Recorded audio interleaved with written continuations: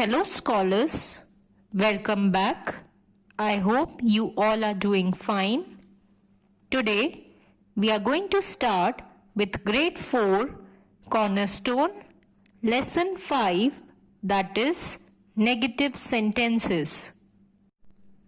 Now I want all of you to open page number 17 of your cornerstone and let's read out what is given there.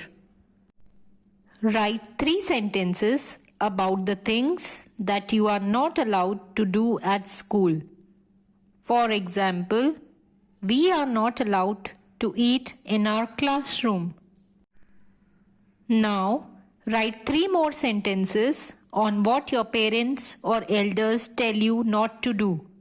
For example, I should not tell lies. We observe that the word not is common in these sentences. So, basically, the things which we are not allowed to do or the sentences which use no or not in them are called negative sentences. Sentences that have not or no in them are called negative sentences. Statements that are not negative are called positive sentences. Now, let us see the difference between the positive and the negative sentences. For example, if we say, I am happy, so the negative sentence will be, I am not happy. And here we have used the word not. Same way, he is my uncle. So, the negative sentence will be, he is not my uncle. And here, again we have used the word not to change the positive sentence to a negative sentence. Notice that we add the word not after the verbs am, is, are, was and were to change the positive sentences into negative ones. Now, let us do the exercise on page number 18. Change these positive sentences into their negative forms. So, the first one is, Miss Sunanda is our teacher. The answer will be, Miss Sunanda is not our teacher. And here, we are using the word not to make it as a negative sentence. The next one is, today and tomorrow are holidays. So, the negative sentence will be, today and tomorrow are not holidays.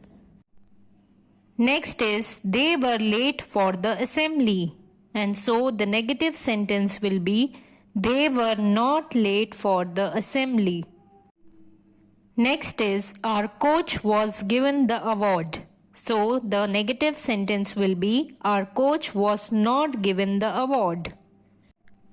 The last one is, I am afraid of the dark. So, the negative sentence will be, I am not afraid of the dark. Now, you may open page number 18. Now, study this table carefully. Observe the differences between the positive and the negative sentences. Our class is going on a picnic. So, the negative sentence will be, our class is not going on a picnic. Next is, we were going to the fair. We were not going to the fair will be the negative sentence. Notice that when the verb is made up of 2 parts, we place not between the 2 parts as in is not going. To get the negative form of imperative sentences, we add do not before the sentence. Look at the following examples. Positive sentence is come here. So the negative sentence will be do not come here. Sometimes we can also make negative sentences using no. Here are some examples. I had a pet cat. So the negative sentence will be I had no pet cat. Now, let us revise what we studied in this video. So, we studied about negative sentences. Negative sentences have the words no or not in them. Sentences that are not negative are known as positive sentences. Now, let us start with lesson 6, that is interrogative sentences, which is on page number 23. So, as you know about the question words like what, when, where, who, which, how and why, all these are question words, and so interrogative sentences use these question words.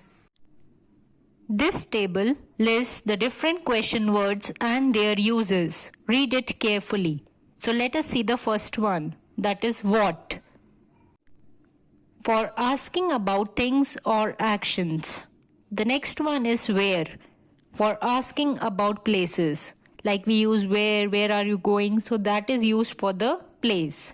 The next one is which, for asking about a specific thing or person from a number of things or people.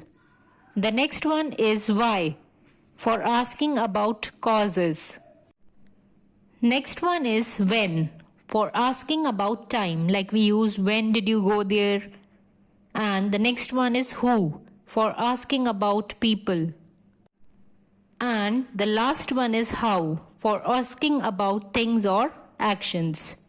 We have learnt how to change positive sentences to their negative forms.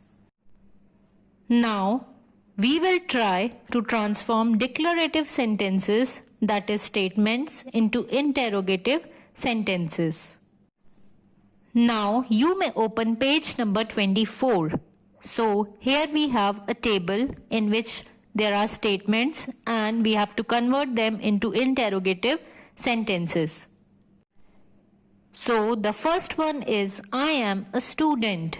So the interrogative sentence is am I a student, and it will be ending with a question mark.